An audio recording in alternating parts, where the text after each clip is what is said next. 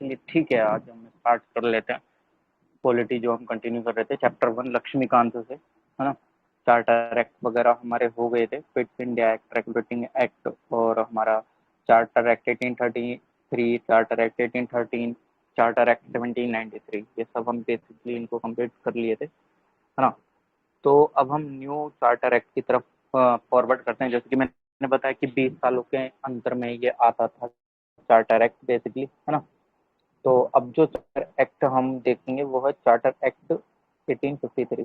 Charter act 1853 की basically इसमें क्या क्या प्रोविजन थे, हर 20 साल में न्यू रिन्यूअल होता था। आप देखेंगे 1773 के बाद क्या आया था, 1793, फिर 1813, 1833, यानी कि 20 साल में उसकी इम्प्लीमेंटेशन कैसे रही, उसमें क्या चीज़ें हो रही थी, क्या चीज़ें नहीं हो रही थी, है ना। उसको इम्प्लीमेंटेशन करने के बाद क्या वो जिन चीज़ों के लिए वो चार्टर एक्ट बनाया गया था वो चीज़ रुक रही थी क्या नहीं रुक रही थी, वो चीज़ें भी बेसिकली इसमें हम मतलब वो 20 साल के अंदर में पता चल जाता, तो इसलिए बेसिकली 20 साल के अंदर में आ रहा था। चलिए ठीक है, ये चीज़ तो हमको पता है कि इतने साल के अंदर में इसलिए आ रहा था।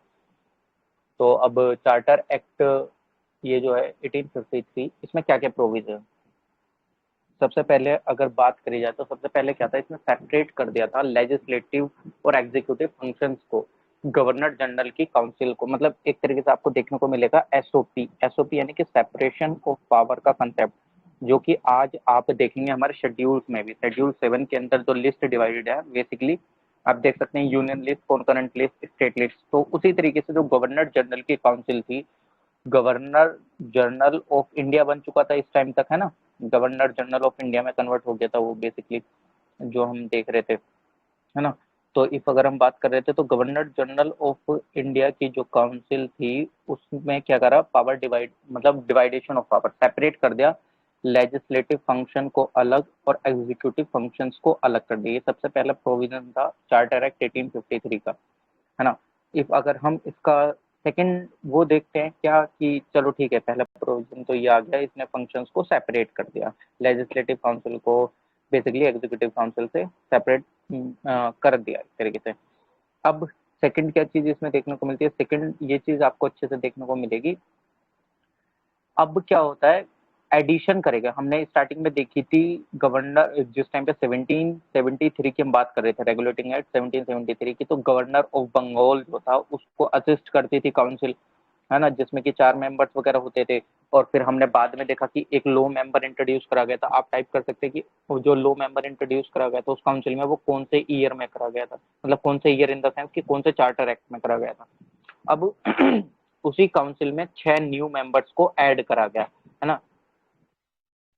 काउंसिल में 6 जो मेंबर्स थे उनको ऐड करा गया, है ना।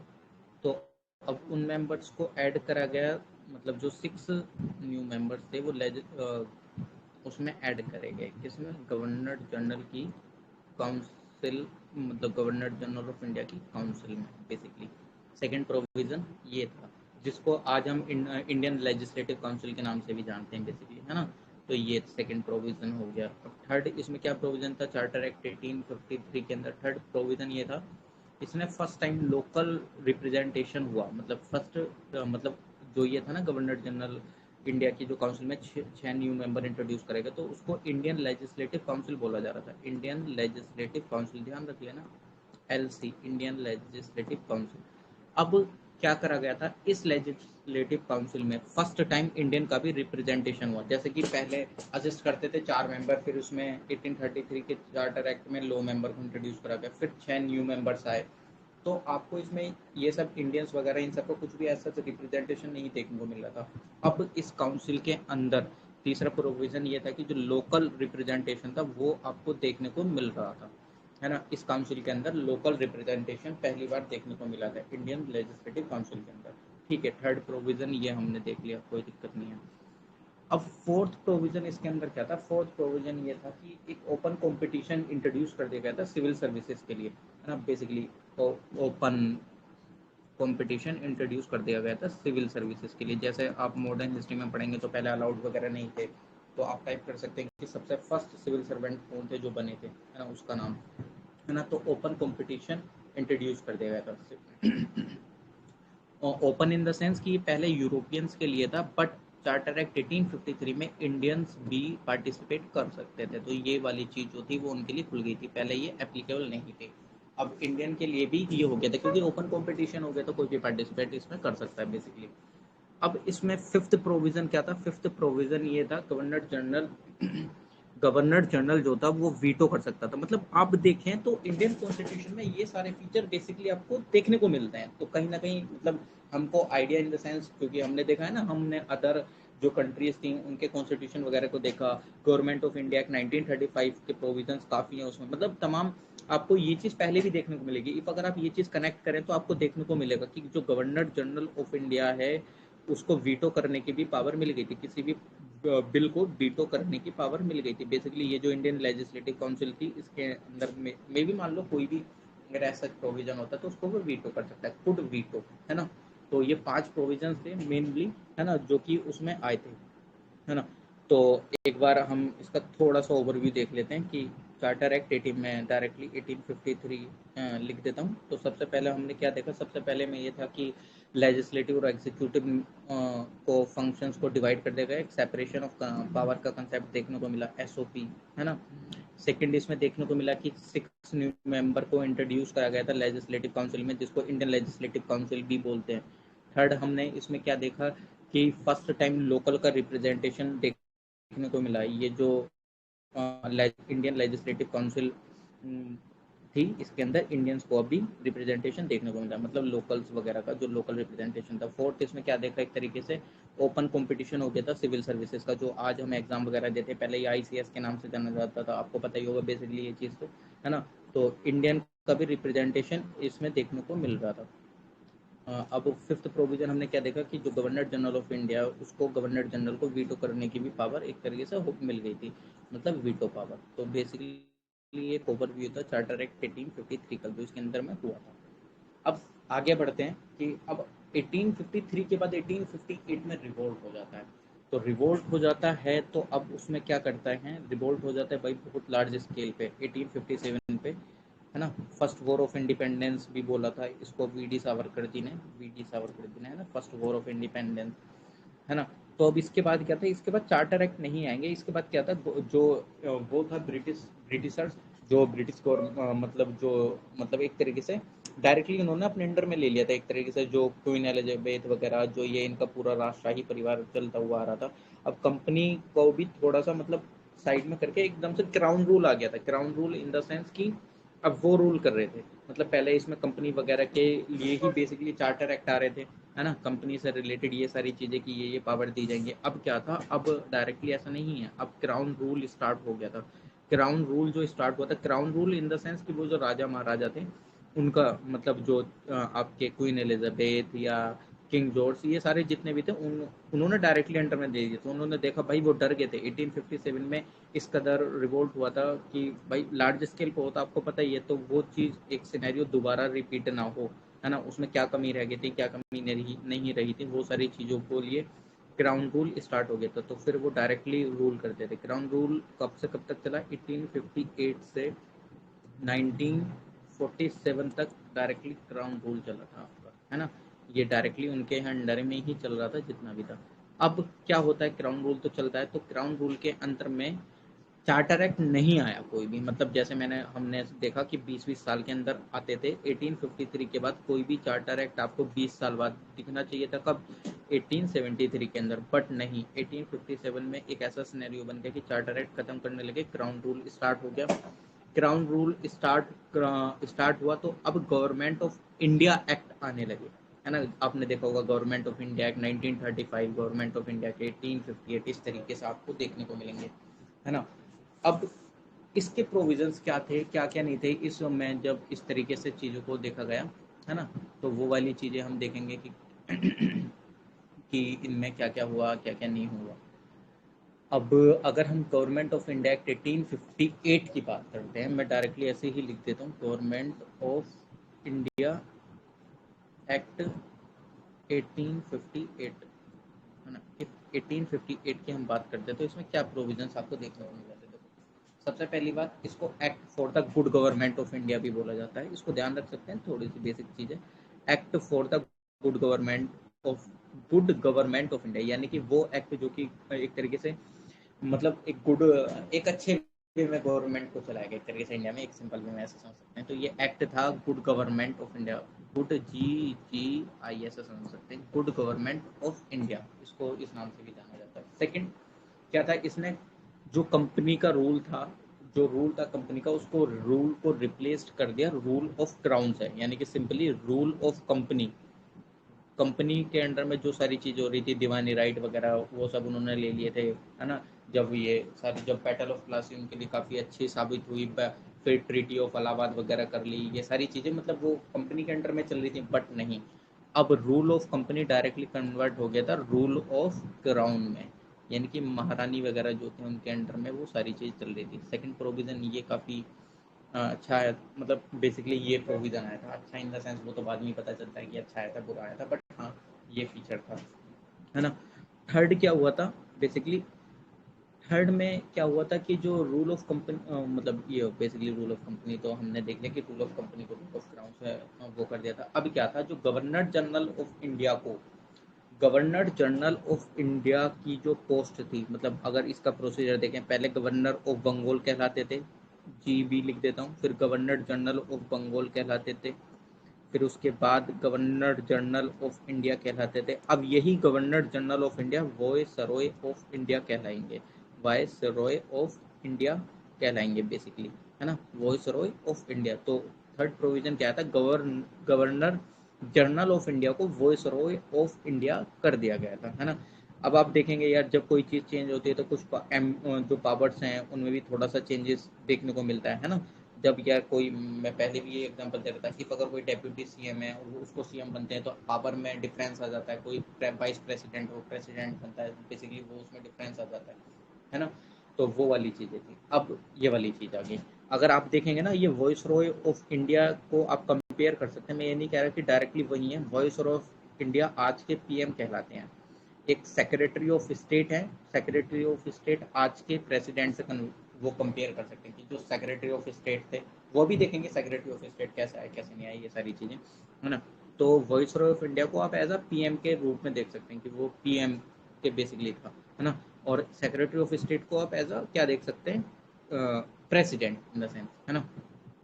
अब इसने क्या करा था, जो फोर्थ प्रोविज़न अगर हम इसमें देखने की कोशिश करते हैं कि इसने ड्यूल गवर्नमेंट को एबोलिश कर दिया था, ड्यूल गवर्नमेंट को एबोलिश कर दिया था, ड्यूल गवर्नमेंट को एबोलिश, है ना, एबोलिश कर दिया, जो कि dual government abolish in the sense कि जो पिट्स इंडिया एक्ट में हमको देखने को मिलता था। पिट्स इंडिया एक्ट में क्या था, पिट्स इंडिया एक्ट के अंदर क्या था कि उसमें दो चीजें देखने को मिल रही थी, COD court of director, BOD, है ना, BOD क्या करता था, पॉलिटिकली और सोशली चीजों को देखता था, और COD जो देखता था वो किसको देखता था, ट्रेड रिलेटेड चीजों को। तो वो जो चीज थी वो एंड कर दी थी, है ना। जब वो चीज एंड कर दी गई थी, क्योंकि ड्यूल गवर्नमेंट वाली जो चीजें थी वो डायरेक्टली एबोलिश कर दी गई थी, ये आप ध्यान रख सकते हैं, है ना। अब इसमें फिफ्थ पॉइंट क्या देखने को मिल रहा था, 4 पॉइंट तो हमने देख लिए, फिफ्थ पॉइंट इसमें क्या देखने को मिल रहा था, डॉक्ट्राइन ऑफ लैप्स को खत्म कर दिया गया था। डॉक्ट्राइन ऑफ लैप्स आपको पता होगी, जिस टाइम पे मॉडर्न हिस्ट्री पढ़ते हैं कि अगर किसी का कोई वारिस नहीं होता है तो उसकी जमीन को हड़प लेते थे, एक तरीके से सेम जो रानी लक्ष्मीबाई के साथ केस देखने को मिल रहा था, है ना। तो वो वाली जो चीज थी उसको एंड कर दिया गया था, है ना। अब जो सेक्रेटरी ऑफ स्टेट था उसको मेंबर बना दिया गया था ब्रिटिश कैबिनेट का, है ना। और वो अल्टीमेटली रेस्पॉन्सिबल होता था ब्रिटिश पार्लियामेंट को, ध्यान रख लेना, SOS, सेक्रेटरी ऑफ स्टेट होता था, सेक्रेटरी ऑफ स्टेट को मेंबर बना दिया गया था ब्रिटिश पार्लियामेंट का। अब वो अल्टीमेटली रेस्पॉन्सिबल होता था, ultimately responsible to the British parliament, है ना। जो सेक्रेटरी ऑफ स्टेट था उसको ब्रिटिश पार्लियामेंट का मेंबर बना दिया गया, मेंबर बना दिया गया तो वो रेस्पॉन्सिबल होता था जो भी चीज़ें होती थी ब्रिटिश पार्लियामेंट को, एक तरीके से जो भी इंडिया में चीज़ें हो रही हैं वो उन सब के लिए, अगर कुछ भी होता है तो वो उस चीज़ के लिए रेस्पॉन्सिबल होता था। और 15 मेंबर की काउंसिल को इंट्रोड्यूस करा गया इंडिया में, जो कि सेक्रेटरी ऑफ स्टेट को असिस्ट करती थी, secretary of state for India, है ना, इसको असिस्ट करती थी। 15 मेंबर की काउंसिल। हमने देखा था ना governor General of India, governor general को 4 मेंबर की काउंसिल इंट्रोड्यूस वो करती थी असिस्ट, फिर बाद में लो मेंबर इंट्रोड्यूस करा गया और 1853 चार्टर एक्ट में जो हमने अभी देखा उसमें 6 न्यू मेंबर्स को ऐड करा गया। अब 6 न्यू मेंबर को ऐड करा गया तो वो उनको असिस्ट करते थे। सेम सेक्रेटरी ऑफ स्टेट को असिस्ट करते थे 15 मेंबर्स, है ना। ये 6th प्रोविजन था जो इसके अंदर आया था। अब 7th प्रोविजन क्या आया था इसके अंदर, अगर हम देखते हैं तो जो सेक्रेटरी ऑफ स्टेट मतलब बेसिकली इंडिया और इंग्लैंड के लिए बेसिकली एक वो मतलब रह सकते हैं एक तरीके से, मतलब वो इतना एज सच वो कुछ नहीं था, है ना। सिंपल वे में अगर इसको देखा जाए तो मतलब अगर देखें तो वो sued can be should in India as well as in England. इसका थोड़ा सा वो देख लेते हैं एक overview. Overview in the sense कि इसमें क्या क्या मेन मेन प्रोविजन देखने को मिले। सबसे पहले ये act good government act of India कहलाता था, good government act of India. Second क्या कहलाता था ये, और सेकंड क्या प्रोविजन हुआ था, रूल ऑफ कंपनी को रूल ऑफ क्राउन से रिप्लेस कर दिया गया था। रूल ऑफ क्राउन से रिप्लेस कर rule of crown CROW crown से रिप्लेस कर दिया गया था। थर्ड क्या देखा था इसमें, गवर्नर जनरल ऑफ इंडिया वाली पोस्ट को रिप्लेस कर दिया गया था वॉइसरॉय ऑफ इंडिया से, वॉइसरॉय ऑफ इंडिया के नाम से जाना जाता था। फोर्थ क्या था, ड्यूल गवर्नमेंट को एबोलिश कर दिया था, ड्यूल गवर्नमेंट को एबोलिश कर दिया था, जो कि हमको पिट्स इंडिया एक्ट में देखने को मिल रही थी। क्या COD और BOD वो वाली चीजें अब वो चीजें खत्म हो गई थी, है ना। और फिफ्थ प्रोविजन की हम बात कर रहे थे तो फिफ्थ प्रोविजन हमको देखने को मिला, डॉक्ट्राइन ऑफ लैप्स को एंड कर दिया गया था, मतलब ये खारिज हो गया था। Secretary of state for India को मेंबर बना दिया गया था ब्रिटिश पार्लियामेंट का, जो कि अल्टीमेटली रेस्पॉन्सिबल होता था ब्रिटिश पार्लियामेंट को, है ना। और प्लस इसको असिस्ट करने के लिए 15 मेंबर की काउंसिल बनाई गई थी, है ना। 15 मेंबर की काउंसिल बेसिकली बनाई गई थी। इसको इतना प्रोविजन किस में होता, गवर्नमेंट ऑफ इंडिया एक्ट 1858 के अंदर ये प्रोविजन हमको देखने को मिलते हैं काफी अच्छे से, है ना। एक और कर लेते हैं, एक एक इसके बाद क्या आता है, एक इंडियन काउंसिल एक्ट आता है। इंडियन काउंसिल एक्ट आपको डायरेक्टली पता चल रहा होगा भाई, लेजिस्लेटिव से रिलेटेड है। लेजिस्लेटिव इन द सेंस जो गवर्नर जनरल ऑफ इंडिया को असिस्ट कर रही थी काउंसिल, तो उस काउंसिल से रिलेटेड जो भी एक्ट आए थे बेसिकली, है ना, उन सब चीजों से रिलेटेड इंडियन काउंसिल एक्ट आया था 1861 में। 1861 इंडियन काउंसिल एक्ट अगर आप देखेंगे तो वो पहला आपको देखने को मिलेगा 1861 में, है ना। अब इसमें क्या क्या प्रोविजंस आ रहे थे अगर इसमें देखा जाए तो सबसे पहला इसमें क्या हुआ था, इन्होंने डिसेंट्रलाइजेशन का प्रोसेस स्टार्ट कर दिया था। डिसेंट्रलाइजेशन मतलब कि इस तरीके से आप देख सकते हैं कि जैसे हमारे यहाँ ऐसा नहीं है कि हमारे यहाँ सेंट्रलाइज चीजें, वो एक अलग मुद्दा है, न्यूज में आए दिन चलता रहता है कि जो सेंट्रल गवर्नमेंट है वो सेंट्रलाइजेशन कर रही है, मतलब सारी पावर उसके हाथ में। इफ अगर मैं किसी पार्टी को क्रिटिसाइज नहीं कर रहा, जो न्यूज में बेसिकली चलता रहता है वो वाली चीजें बता रहा हूँ। जो लोग मुद्दे उठाते हैं क्या कि सेंट्रल गवर्नमेंट के हाथ में सारी पावर है, जिन स्टेट में बीजेपी की गवर्नमेंट है वो सारा रेगुलेट वहाँ से ही होता है ना, सारी चीज़ें वहीं से ही हो रही हैं, बिना उसकी अनुमति के कुछ नहीं कर सकते। तो लोकल सेल्फ गवर्नमेंट और स्टेट गवर्नमेंट का क्या ही वो रह गया, मतलब बेसिकली जब सारी चीज़ें ऊपर से चल रही हैं तो नीचे वाली जो गवर्नमेंट है उनका क्या ही वो रह गया। ये लोगों के तुके, मैं किसी पार्टी के अगेंस्ट में या फेवर में कोई चीज़ नहीं बोल रहा हूँ, बट मैं अल्टीमेटली आपको वही बता रहा हूँ जो चल रहा है। तो डिसेंट्रलाइजेशन इन द सेंस आज के उससे आप अगर आप समझें तो क्या कि जैसे यूनियन गवर्नमेंट होती है, फिर आपकी स्टेट गवर्नमेंट होगी, फिर आपकी लोकल सेल्फ गवर्नमेंट होगी, है ना। तो ये तीनों बेसिकली इस तरीके से जैसे हम आज देखने को मिलता है वैसे ही होने मतलब वैसे इन द सेंस कि आपने देखा होगा कि बॉम्बे और मद्रास की जो पावर्स थी उनको खत्म कर दिया गया था, लेजिस्लेटिव पावर को खत्म कर दिया गया था, उनको सबॉर्डिनेट बना दिया गया था। तो उनकी जो लेजिस्लेटिव पावर थी बॉम्बे प्रेसिडेंसी की या मद्रास प्रेसिडेंसी की, उनको वो सारी पावरें वापस दे दी गई थी। जो चार्टर एक्ट 1833 के अंदर में बॉम्बे और मद्रास की लेजिस्लेटिव पावर को छीन लिया गया था। अब जब डिसेंट्रलाइजेशन प्रोसेस हुआ तो बॉम्बे और मद्रास की लेजिस्लेटिव पावर्स को दोबारा उनको वापस दे दिया गया, है ना। ये पहला प्रोविजन था आपके इंडियन काउंसिल एक्ट 1861 का, इसको ध्यान रख सकते हैं, बहुत अच्छी चीज है ना। क्योंकि पहले उसको ले लिया गया था 1833 की चार्टर एक्ट में, अब उनको वो चीज़ प्रोवाइड कर दी गई है इंडियन काउंसिल एक्ट 1861 में, है ना। अब इसमें क्या होता है कि बेसिकली अब इसमें सेकंड प्रोविजन आपको क्या होता है कि इंडियन रिप्रेजेंटेटिव इंस्टीट्यूशन बनने लगे थे इंडिया में। अब वो उसको मतलब एक तरीके से आप अगर इसको देखना चाहें तो लॉ मेकिंग प्रोसेस वगैरह में बेसिकली मतलब थोड़ा सा मैं इसको अगर वैसे बताऊं तो जो एक लॉ मेकिंग प्रोसेस होता है ना, कुछ भी अगर कानून वगैरह बन रहा है तो आपको यार बिना विदाउट डिस्कशन वगैरह, जस्ट लाइक जैसे आज के पार्लियामेंट में अगर हम कोई भी प्रोविजन या कोई भी बिल लेकर आते हैं तो वो बिल ऐसे तो नहीं लिए आते हैं, उसका पूरा एक डिस्कशन वगैरह ये सारी चीज़ें होती हैं, अपोजिशन आपका वो करता है बेसिकली, मतलब एक तरीके से आपको बोलता है कि हाँ इसके ऊपर ये चीज़ें गलत हैं, वो चीज़ें गलत, एक पूरा एकदम प्रोसीजर होता है ना। वो एक अलग बात है, मुद्दे चलते रहते हैं, गवर्नमेंट ने अपना पावर का यूज़ करके ये कर दिया वो कर दिया। जैसे कि अगर आप देख रहे हो 103 अमेंडमेंट पे आज भी डिस्कशन चल रहा है इसकी कॉन्स्टिट्यूशनलिटी को लेके, EWS, है ना, जो कि अभी सितंबर में इसके ऊपर काउंसिल भी बनाई गई थी, है ना। इसके ऊपर काउंसिल बने, काउंसिल इन द सेंस कि अभी सितंबर में PIL वगैरह दायर हुई, तो मतलब बेसिकली जैसे चल रहा है ना, तो बेसिकली ये सारी चीज़ें चलती रहती है, कोई दिक्कत नहीं है। अब लॉ मेकिंग प्रोसेस में इंडियंस का भी थोड़ा बहुत एक तरीके से इन्वॉल्वमेंट थोड़ा सा होने लगा था क्या, इन द सेंस कि जो लॉ मेकिंग प्रोसेस था उसमें इंडियंस का भी थोड़ा सा इन्वॉल्वमेंट, एक रिप्रेजेंटेशन वो आपको थोड़ा सा आपको देखने को मिलेगा इन द सेंस, है ना। सेकंड प्रोविजन इसका ये था। इफ अगर थर्ड प्रोविजन की बात करी जाए तो थर्ड प्रोविजन क्या था, वॉइस रॉय नॉमिनेट करता था कुछ इंडियंस को as a non official member, है ना। इफ अगर जस्ट लाइक जैसे वॉइस रॉय को हम देख रहे थे ना पहले से कि पहले 1773 के एक्ट में 4 मेंबर थे एग्जीक्यूटिव काउंसिल में, फिर बड़े लो मेंबर आया उसके अंदर, फिर बाद में 6 ऐड हुए। तो अब क्या था, जो वॉइस रॉय था वो नॉमिनेट करता था कुछ इंडियंस को as a non official member, not official member, ध्यान रख लेना इस चीज़ को, as a non official member. ऐसा समझ लो कि उनकी कुछ इस तरीके से बाइंडेबल चीज़ें नहीं होंगी और उन्होंने कुछ चीज़ें बोला इस तरीके से, मतलब एक नॉन ऑफिशियल मेंबर, है ना। उन्होंने अपनी काउंसिल को थोड़ा सा बढ़ाया, उसमें कुछ इंडियंस को इंट्रोड्यूस करा गया।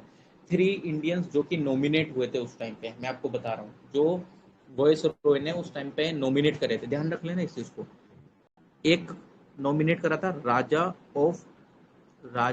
ऑफ बनारस को, उसको ध्यान रख लेना, ध्यान रख पाओ तो, है ना। बेसिक चीज़ है वैसे, आपको पता ही होगी।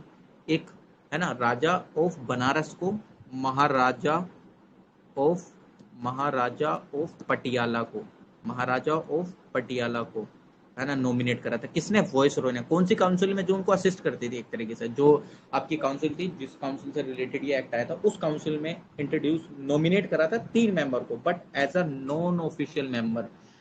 पहला Raja of Banaras, second Maharaja of Patiala, third sir Dinkar Rao ji को, सर दिनकर राव सर दिनकर राव जी को इंट्रोड्यूस करा गया था, nominate as a non official member. अब ध्यान रख सकते हैं इस चीज को, है ना।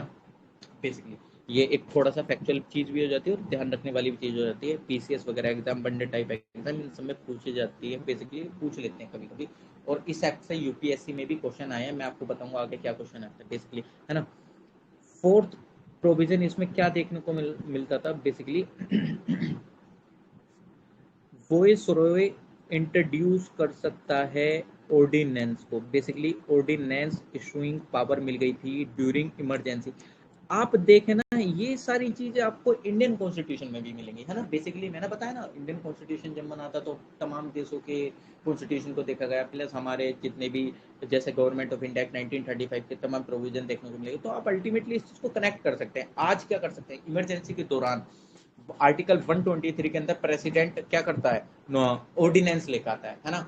और गवर्नर भी ऑर्डिनेंस ले आते हैं आर्टिकल 213 के तहत, आई थिंक, है ना। तो ऑर्डिनेंस वाली जो पावर थी इमरजेंसी के दौरान वो इनको मिल गई थी, किसको, वॉइस रॉय को। इमरजेंसी के दौरान ऑर्डिनेंस से रिलेटेड पावर मिल गई थी किसको, वॉइस रॉय को। इसको ध्यान रख सकते हैं। अब ये ऑर्डिनेंस क्या होता है, वो सारी चीजें हम आगे पढ़ेंगे आने वाली चीजों में, है ना, कि ऑर्डिनेंस बिल, मनी बिल, ये सारी चीजें जब आगे नेक्स्ट चैप्टर्स में कैरी फॉरवर्ड करेंगे तो वो सारी चीजें, है ना। अब क्या था एक मतलब न्यू लेजिस्लेटिव काउंसिल बन गई थी, कहाँ के लिए? बंगाल के लिए। NWFP की फुल फॉर्म बताइएगा, नॉर्थ वेस्ट फ्रंटियर प्रोविंस, है ना। तो इनकी न्यू लेजिस्लेटिव काउंसिल को बनाया गया था, LC लिख देता हूँ, न्यू लेजिस्लेटिव काउंसिल। कहाँ कहाँ के लिए? बंगाल, बंगाल, NWFP और पंजाब। NWFP और पंजाब, पी से डिनोट करते हैं, मतलब 3 जगहों पे न्यू लेजिस्लेटिव काउंसिल बनी, बंगाल, NWFP और पंजाब। ये आप ध्यान रख लेना, ध्यान रख पाए तो, है ना। अब 6th प्रोविजन इसमें क्या था? एक स्टैट्यूटरी रिकॉग्निशन मिल गया था पोर्टफोलियो सिस्टम को, जो कि इंट्रोड्यूस करा गया था लॉर्ड कैनिंग के द्वारा। यूपीएससी इस पे क्वेश्चन भी पूछ चुका है, इसको ध्यान रख लेना। यूपीएससी इस चीज पे क्वेश्चन भी पूछ चुका है ना। इसने क्या कर दिया था कि जो पोर्टफोलियो सिस्टम इंट्रोड्यूस करा गया था लॉर्ड कैनिंग के द्वारा, लॉर्ड कैनिंग के द्वारा उसको स्टैट्यूटरी रिकॉग्निशन मिल गया था। अब वो चीज़ें थोड़ा सा, इफ अगर आपको पता होंगी, वैसे इफ अगर नहीं भी पता किसी को, है ना, तो वो चीज़ें हम आगे डिस्कस करेंगे कि स्टैट्यूटरी क्या होता है। जैसे हम पढ़ते हैं ना, statutory body, constitutional body, non constitutional body, extra constitutional bodies, है ना, ये सारी चीज़ें पढ़ते हैं ना, एग्जीक्यूटिव बॉडी, तो वो चीज़ें हम देखेंगे। बट इतना ध्यान रख लेना, लॉर्ड कैनिंग के द्वारा जो पोर्टफोलियो सिस्टम इंट्रोड्यूस करा गया था उसको स्टैट्यूटरी रिकॉग्निशन मिल गया था। यूपीएससी प्री में ये क्वेश्चन आ चुका है, ईयर मेरे को ध्यान नहीं है, बट, है ना, क्वेश्चन आ चुका है। क्वेश्चन उस पर भी आ चुका है, वॉइस रॉय को इशू करने की पावर मिल गई थी इमरजेंसी के दौरान। यूपीएससी में इस पे भी क्वेश्चन आ गया है प्रीलिम्स में, है ना। तो ये चीज़ें फैक्चुअल है, ध्यान रखने वाली चीज़ें हैं, इसको थोड़ा सा ध्यान रख के चलिएगा, है ना। तो ये काफ़ी अच्छे से आपको अगर ध्यान देंगे तो मतलब काफ़ी अच्छा है ये, अगर आप ध्यान रख पाते हैं इन पे, क्योंकि यूपीएससी काफ़ी अच्छे से पूछ चुका है काफ़ी क्वेश्चन, और प्रीवियस जितने भी हम चार्टर एक्ट पढ़ चुके हैं उनमें भी काफ़ी क्वेश्चन आए हैं। प्रीवियस ईयर के क्वेश्चन भी करेंगे जब सारे चार्टर एक्ट खत्म हो जाएंगे, कि उन पर प्रीवियस ईयर के क्वेश्चन कैसे कैसे आए हैं, कैसे कैसे नहीं आए हैं, है ना। तो वो वाली चीज़ें आ जाएंगी, है ना। एक और प्रोविज़न था इसमें, 7th प्रोविज़न क्या था कि वॉइस, मतलब बेसिकली जो आपका वॉइस रॉय था, है ना, वॉइस रॉय था, वॉइस रॉय जो था उसको रूल ऑफ बिजनेस को फ्रेम करने की पावर मिल गई थी। मतलब बिजनेस से रिलेटेड कुछ भी एक तरीके से रूल्स वगैरह, ये सारी चीज़ें उनको पावर मिल गई थी, है ना। जो कि ये चीज़ आप मेरे को बताना, जो कि सेम पावर आप आज के प्रेसिडेंट को देखते हुए अभी पाएंगे आर्टिकल 77 के अंदर। आर्टिकल 77 बताइएगा क्या है आर्टिकल 77? सेम पावर वॉइस रो को मिल गई थी, लेकिन आप टाइप करिएगा आर्टिकल 77 क्या है, वही प्रोविजन है जो कि इस टाइम पे वॉइस रॉय को दिया गया था, रूल ऑफ बिजनेस वाला, है ना। तो आर्टिकल 77 में आज जो हम देखते हैं प्रेसिडेंट को पावर, वही पावर एक तरीके से उस टाइम पे वॉइस रॉय को मिल गई थी रूल ऑफ बिजनेस को फ्रेम करने की। तो इफ अगर हम इसका एक वो देखें जिस्ट टाइप से, तो वो इसमें क्या होगा, है ना। जिस्ट अगर देखते हैं किसकी, इंडियन काउंसिल एक्ट 1861 का, तो 1861 के इंडियन काउंसिल एक्ट में हमको देखने को मिलता है पहला प्रोविजन, डिसेंट्रलाइजेशन। डिसेंट्रलाइजेशन किसका? बॉम्बे और मद्रास को जो लेजिस्लेटिव उसकी पावर छीन ली गई थी चार्टर एक्ट 1833 में, वो उसकी वापस मिल गई थी, है ना। सेकंड प्रोविजन हमने इसमें क्या देखा कि मतलब एक तरीके से कि इंट्रोड्यूस करा गया था, मतलब आपको लॉ मेकिंग प्रोसेस में इंडियंस को भी थोड़ा सा शामिल, आप रिप्रेजेंटेशन उसमें देख सकते हैं, लॉ मेकिंग वाली चीज़ अगर आप, है ना। ये सेकंड हमने ये देखा था। थर्ड हमने क्या देखा था कि वॉइस रॉय नॉमिनेट करने लगा था कुछ इंडियंस को, है ना, as a non official member आपको देखने को मिलेंगे। और जो स्टार्टिंग में 3 नॉन ऑफिशियल मेंबर को इंट्रोड्यूस करा गया था, मैं आपको पहले बता चुका हूँ। पहले कौन से थे? Raja of Banaras, second Maharaja of Patiala, third sir Dinkar Rao sir, है ना, sir Dinkar Rao ji. Fourth provision हमने इसमें क्या देखा था कि वॉइस रॉय को इंट्रोड्यूस इमरजेंसी के दौरान ऑर्डिनेंस को इंट्रोड्यूस करने की पावर मिल गई थी, है ना। ये फोर्थ प्रोविजन था बेसिकली इसका। फिफ्थ प्रोविजन हमने क्या देखा इसका कि स्टैट्यूटरी रिकॉग्निशन मिल गया था जो लॉर्ड कैनिंग के द्वारा पोर्टफोलियो सिस्टम जारी करा गया था, है ना। है ना, ये हमने देखा।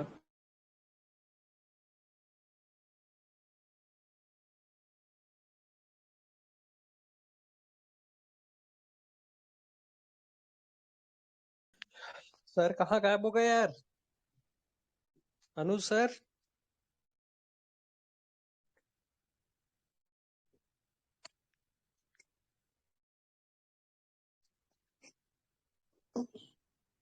हाँ भाई, मैं आया हूँ आज। कैसे हैं आप लोग? दिव्यांशी जी, सूरज सर, साक्षी त्रिपाठी जी। मैं भी एकदम फर्स्ट क्लास हूँ, बढ़िया हूँ। हैप्पी दिवाली आप लोगों को। एंड हैप्पी छठ पूजा।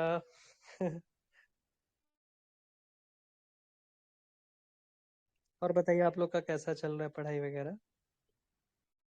कैसी चल रही है आप लोगों की पढ़ाई?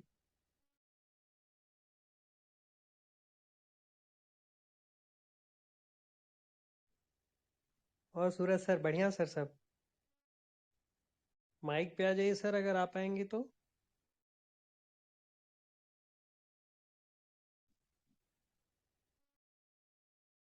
प्लांट में है क्या सर अभी आप? अच्छा, प्लांट में होंगे काम पे। चलिए कोई बात नहीं, ठीक है सर।